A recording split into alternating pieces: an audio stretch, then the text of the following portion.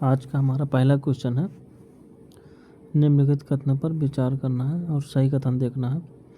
पहला, मंत्रिपरिषद संसद के निचले सदन जिसे लोकसभा कहते हैं के प्रति सामूहिक रूप से उत्तरदायी होती है। सही है।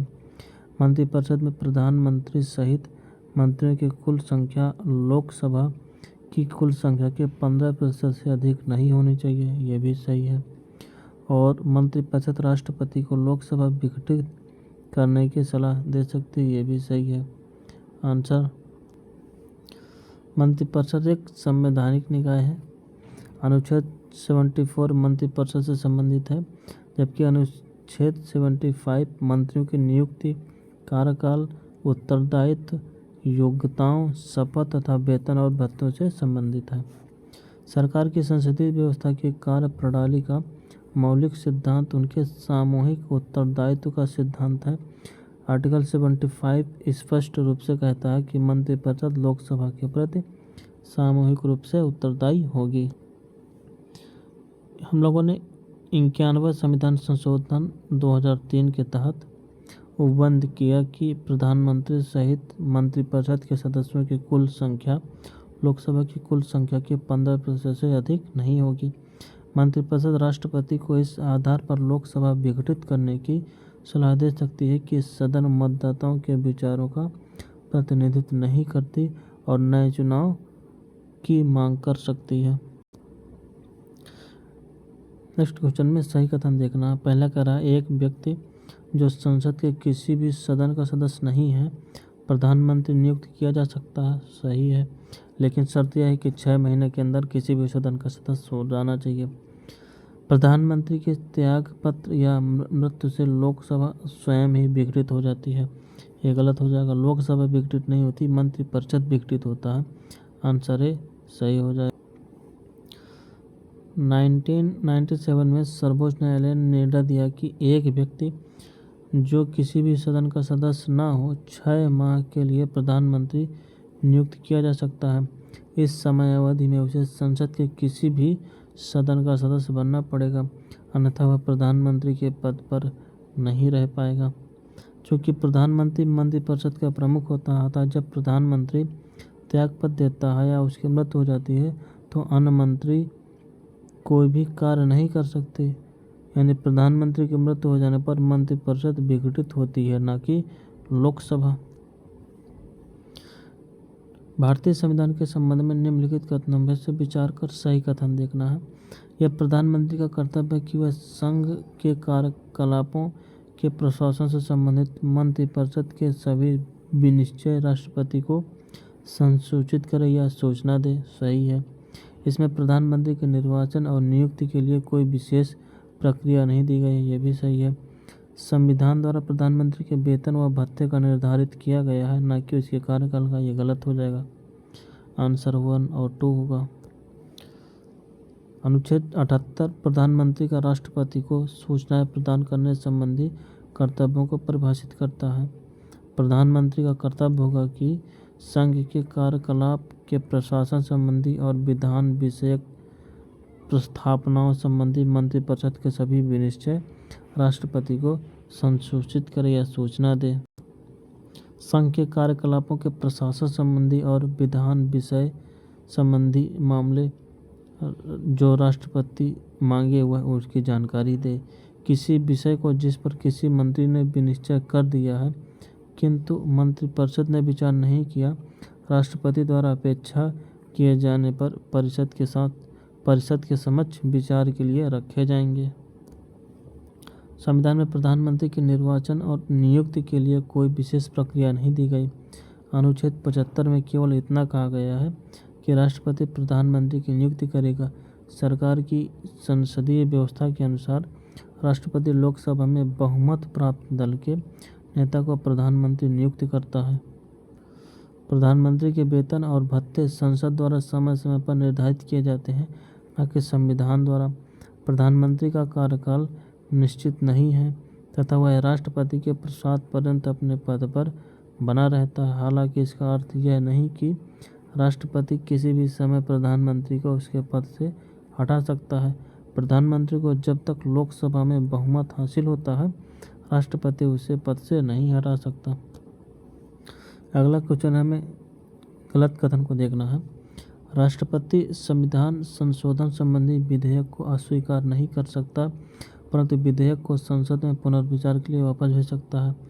गलत हो जाएगा। राष्ट्रपति धन विधेयक और संविधान संशोधन विधेयक को पुनर्विचार के लिए वापस नहीं भेज सकता, उस पर अपनी सहमति देना बाध्यकारी है। बिना राष्ट्रपति के संतुष्टि के कर आरोपित करने वाला कोई भी धन विधेयक संसद में प्रस्तुत नहीं किया जाएगा। ये सही हो जाएगा। हमसे गलत पूछा, आंसर ए होगा। एक तरफ शक्तियाँ दी हुई हैं और दूसरी तरफ प्रावधान दिया हुआ है, हमें सुमेलित करना है। लघु देखना कौन सा सुमेलित। लघुकरण, ये दंड के एक स्वरूप के स्थान पर अपेक्षाकृत सरल दंड देना होता था। कठोर दंड से सरल दंड लघुकरण में दिया जाता है। विराम, विराम में किसी विशेष परिस्थिति के कारण कम दंड दिया जाता है। प्रविलंबन में क्या होता है, दंड आदेश के निष्पादन पर अस्थायी रूप से रोक लगा दिया जाता है। और परिहार, दंड की प्रकृति में परिवर्तन किए बिना उसकी अवधि कम कर दी जाती है। राष्ट्रपति के क्षमादान करने की शक्ति अनुच्छेद 72 के अंतर्गत आती है। इसमें एक क्षमा है, यानी दंड और बंदीकरण दोनों को हटा दिया जाता है तथा दोषी को सभी दंड आदेशों और निर्हरताओं से पूर्ण रूप से मुक्त कर दिया जाता है, क्लीन चिट दे दिया जाता है। दूसरा होता है लघुकरण। इसका अर्थ है कि दंड के एक स्वरूप के स्थान पर अपेक्षाकृत सरल दंड देना, अर्थात दंड की प्रकृति को बदल देना। विराम, इसका अर्थ है किसी दोषी को मूल रूप से दी गई सजा को किन्हीं विशेष परिस्थितियों के कारण कम कर देना। और प्रविलंबन, इसका अर्थ है किसी दंड आदेश, विशेषकर मृत्यु दंड पर अस्थायी तौर पर रोक लगा देना। परिहार का अर्थ है दंड की प्रकृति में परिवर्तन किए बिना उसकी अवधि को कम कर देना। सरकार की संसदीय प्रणाली के संदर्भ में सरकार के मंत्री समूह रूप से उत्तरदायी होते हैं, तो संसद के प्रति उत्तरदायी हो जाएंगे। अगर संसद नहीं होगा तो लोकसभा होगा, दोनों में से किसी एक के प्रति उत्तरदायी होगी। अगला क्वेश्चन है, हमें सही कथन देखना है। पहला कह रहा है मौलिक कर्तव्य और राज्य के नीति निर्देशक तत्व क्रमशः राज्य के नागरिकों के कर्तव्यों और राज्य के कर्तव्यों से संबंधित है। सही है। नेक्स्ट, मंत्रिपरिषद सामूहिक रूप से संसद के प्रति उत्तरदायी होते हैं। यह गलत हो जाएगा। मंत्रिपरिषद लोकसभा के प्रति उत्तरदायी होते हैं, लेकिन मंत्री सामूहिक रूप से संसद के प्रति उत्तरदायी हो सकते हैं। अगला, कैबिनेट सचिव सिविल सेवा बोर्ड का पदेनाध्यक्ष होता है। यह सही हो जाएगा। आंसर 1 और 3 होगा, डी सही हो जाएगा। राष्ट्रपति के कार्यों को संपादित करने में सहायता और सलाह देने के लिए प्रधानमंत्री की अध्यक्षता में मंत्रिपरिषद है। यह परिषद सामूहिक रूप से लोकसभा के प्रति उत्तरदायी होती है। कैबिनेट सचिव सिविल सेवा बोर्ड के पदेनाध्यक्ष भी होते हैं। पदेन का मतलब है कैबिनेट सचिव का पद धारण करने वाला व्यक्ति सिविल सेवा बोर्ड का अध्यक्ष बन जाएगा। ऐसा कई संस्थान में होता है, जैसे SSC ST आदि आयोग के अध्यक्ष राष्ट्रीय मानव अधिकार आयोग के सदस्य बन जाते हैं। अगला क्वेश्चन है, हमें सही कथन देखना है। पहला कह रहा है मंत्रिपरिषद के संदर्भ में 92वें संविधान संशोधन अधिनियम 2003 के अनुसार मंत्रिपरिषद में प्रधानमंत्री सहित मंत्रियों की कुल संख्या लोकसभा की कुल संख्या के 15% से अधिक नहीं होना चाहिए। ये 92वें नहीं 91वें संविधान संशोधन में ये प्रावधान किया गया था, इस वजह से आंसर गलत हो जाएगा। मंत्री प्रधानमंत्री के प्रसाद पर्यंत पद पर बने रहते हैं, ये भी गलत हो जाएगा। प्रधानमंत्री के नहीं, राष्ट्रपति के प्रसाद पर्यंत पद पर बने रहते हैं। नेक्स्ट कह रहा है मंत्रिपरिषद सामूहिक रूप से राज्यसभा के प्रति उत्तरदायी होती है। राज्यसभा के प्रति नहीं, लोकसभा के प्रति उत्तरदायी होती है, ये भी गलत हो जाएगा। कोई भी सही नहीं है। तो आंसर डी हो जाएगा, सभी गलत हो जाएंगे। अनुच्छेद 74 सहायता तथा परामर्श के लिए मंत्रिपरिषद। राष्ट्रपति को सहायता और सलाह देने के लिए एक मंत्रिपरिषद होगी जिसका प्रधान प्रधानमंत्री होगा। राष्ट्रपति अपने कृत्यों का प्रयोग करने में ऐसी सलाह के अनुसार कार्य करेगा। मंत्रियों द्वारा राष्ट्रपति को दी गई सलाह किसी भी न्यायालय में जांच नहीं की जाएगी। अनुच्छेद 75 मंत्रियों के बारे में अन्य उपबंध भी करता है, जैसे प्रधानमंत्री की नियुक्ति राष्ट्रपति करेगा और अन्य मंत्री की नियुक्ति राष्ट्रपति प्रधानमंत्री की सलाह पर करेगा। मंत्रिपरिषद में प्रधानमंत्री सहित मंत्रियों की कुल संख्या लोकसभा के सदस्यों की कुल संख्या के 15% से अधिक नहीं होगी। यह प्रावधान 91वें संविधान संशोधन अधिनियम 2003 के द्वारा जोड़ा गया था। साथ ही मंत्री राष्ट्रपति के प्रसाद पर्यंत अपना पद धारण करेंगे। मंत्रिपरिषद लोकसभा के प्रति सामूहिक रूप से उत्तरदायी होंगे। किसी भी मंत्री को पद और गोपनीयता की शपथ राष्ट्रपति दिलाएंगे। कोई भी मंत्री जो लगातार 6 माह की अवधि तक संसद के किसी सदन का सदस्य नहीं है, उस अवधि तक समाप्ति पर मंत्री नहीं रह सकेगा। अर्थात कोई भी मंत्री जो सदन का सदस्य नहीं है और वह 6 माह के बाद उसकी मंत्री की जो सीट होगी समाप्त हो जाएगा, अगर वह 6 माह के अंदर सदन में मेंबरशिप नहीं लेता। और मंत्रियों के वेतन और भत्तों का निर्धारण संसद द्वारा किया जाएगा। भारत के प्रधानमंत्री की नियुक्ति के समय जरूरी नहीं है कि वह संसद के दोनों सदनों में से एक का आवश्यक रूप से सदस्य हो, परंतु उसे 6 माह के अंदर आवश्यक रूप से दोनों सदनों में से एक का सदस्य होना चाहिए। ये सही हो जाएगा। अगला क्वेश्चन है, सही कथन देखना है। पहला कह रहा है भारतीय संघ की कार्यपालिका शक्ति प्रधानमंत्री में निहित होती है, ये गलत हो जाएगा। कार्यपालिका की शक्ति राष्ट्रपति में निहित होती है। नेक्स्ट, प्रधानमंत्री सिविल सेवा बोर्ड का पदेन अध्यक्ष होता है, ये भी गलत हो जाएगा। कैबिनेट सचिव सिविल सेवा बोर्ड का पदेन अध्यक्ष होता है, दोनों में से कोई भी सही नहीं है, आंसर डी होगा। अगला क्वेश्चन, सही कथन को देखना है। प्रधानमंत्री भारत सरकार का कार्य अधिक सुविधापूर्वक किए जाने के लिए और मंत्रियों में उस कार्य के आवंटन के लिए नियम बनाएगा। यहाँ प्रधानमंत्री नहीं राष्ट्रपति बनाएगा, ये गलत हो जाएगा। भारत सरकार की समस्त कार्यपालिका कार्रवाइयाँ प्रधानमंत्री के नाम से की हुई कही जाएंगी, ये भी गलत हो जाएगा। राष्ट्रपति के नाम से की हुई कही जाएंगी, इसलिए आंसर डी होगा, दोनों में से कोई सही नहीं। संविधान के अनुच्छेद 77(3) में यह प्रावधान किया गया है कि राष्ट्रपति भारत सरकार का कार्य अधिक सुविधाजनक रूप से किए जाने के लिए और मंत्रियों में उस कार्य के आवंटन के लिए नियम बनाएंगे। संविधान का आर्टिकल 77(1) के तहत भारत सरकार की समस्त कार्यपालिका कार्रवाई राष्ट्रपति के नाम से की हुई कही जाएंगी, न कि प्रधानमंत्री के नाम से। भारत के राष्ट्रपति तथा उपराष्ट्रपति के निर्वाचक के संबंध में सही कथन देखना है।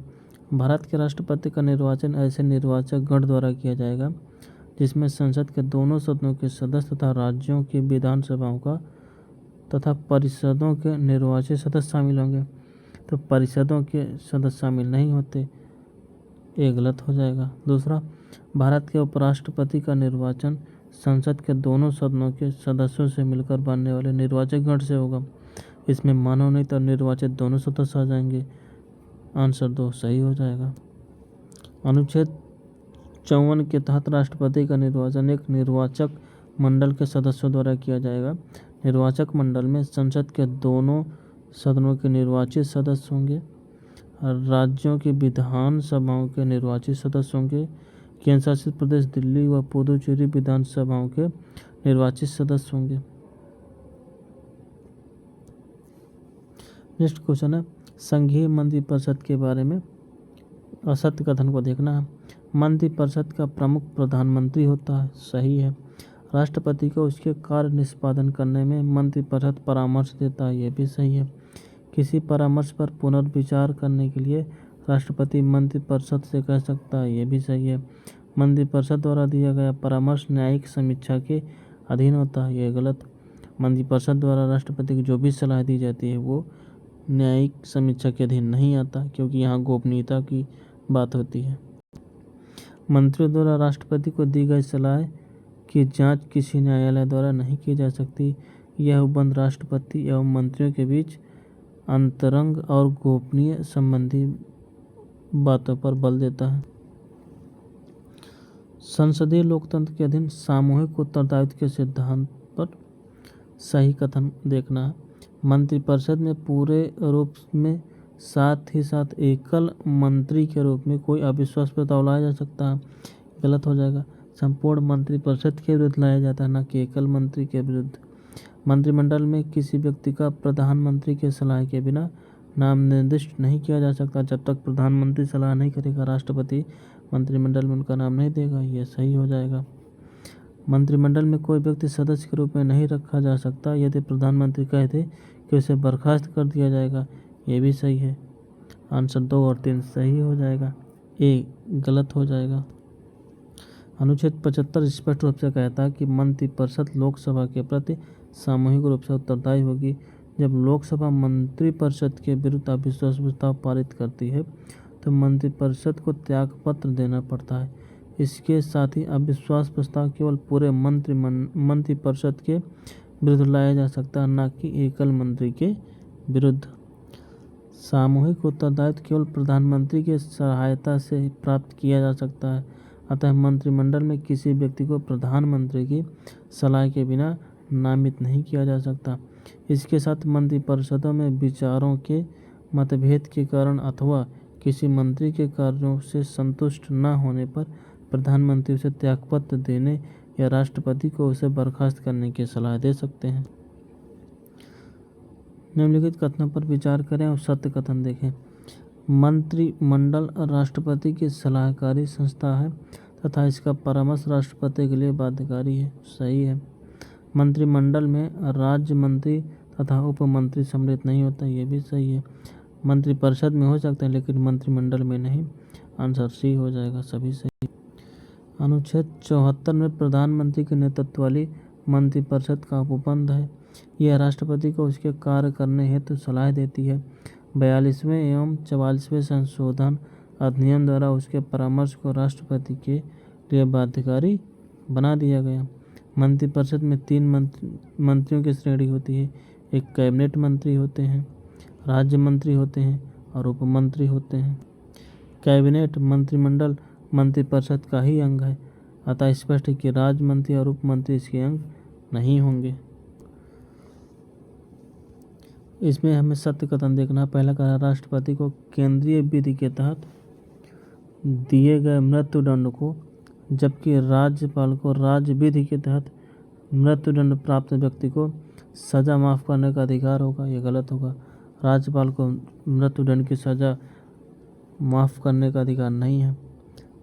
सैन्य अदालतों यानी कोर्ट मार्शल द्वारा किए गए दंड को माफ़ या कम करने की शक्ति सिर्फ राष्ट्रपति को है, राज्यपाल को नहीं है, यह सही हो जाएगा। राज्यपाल एक अध्यादेश द्वारा उच्च न्यायालय की आधिकारिकता का विस्तार कर सकता है, परंतु इसे कम करने का अधिकार केवल संसद को है, ये भी गलत हो जाएगा। आधिकारिकता का विस्तार करने का भी अधिकार संसद को है, राज्यपाल को नहीं है। आंसर 2 सही हो जाएगा। राष्ट्रपति मृत्युदंड को क्षमा करने का अनन्य अधिकार रखता है, चाहे वह केंद्रीय विधि के तहत किया गया हो या राज्य विधि के तहत। राज्यपाल के पास यह शक्ति नहीं है कि वह मृत्युदंड को माफ़ कर सके। केवल राज्य विधि के तहत किसी अपराध में सजा प्राप्त व्यक्ति के दंड को क्षमा, उसका स्थगन, प्रविलंबन और लघुकरण कर सकता है, न कि मृत्युदंड से सजा माफ़ कर दे। राष्ट्रपति कोर्ट मार्शल के तहत सजा प्राप्त व्यक्ति की सजा माफ़ कर सकता है, कम कर सकता है या फिर बदल सकता है, परंतु राज्यपाल को यह अधिकार नहीं है।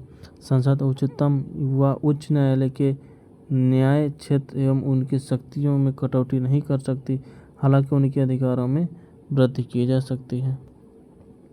नेक्स्ट क्वेश्चन, मंत्रियों का व्यक्तिगत उत्तरदायित्व किसके प्रति होता है? तो व्यक्तिगत उत्तरदायित्व राष्ट्रपति के प्रति होता है। संसदीय प्रणाली की एक प्रमुख विशेषता है कि मंत्रियों का सामूहिक उत्तरदायित्व लोकसभा के प्रति होता है, जबकि मंत्री व्यक्तिगत रूप से राष्ट्रपति के प्रति उत्तरदायी होते हैं, अर्थात राष्ट्रपति के प्रसाद पर्यंत पद धारण करते रहेंगे। भारतीय संसदीय व्यवस्था की कार्य प्रणाली के मौलिक सिद्धांत सामूहिक उत्तरदायित्व का सिद्धांत के संदर्भ में सत्य कथन देखना है। इसका अर्थ है कि सभी मंत्रियों की उनके सभी कार्यों के लिए संसद के प्रति संयुक्त जिम्मेदारी होगी। सही होगा। मंत्रिमंडल के निर्णय सभी केंद्रीय मंत्रियों के लिए बाध्यकारी है? नहीं, आंसर ए हो जाएगा।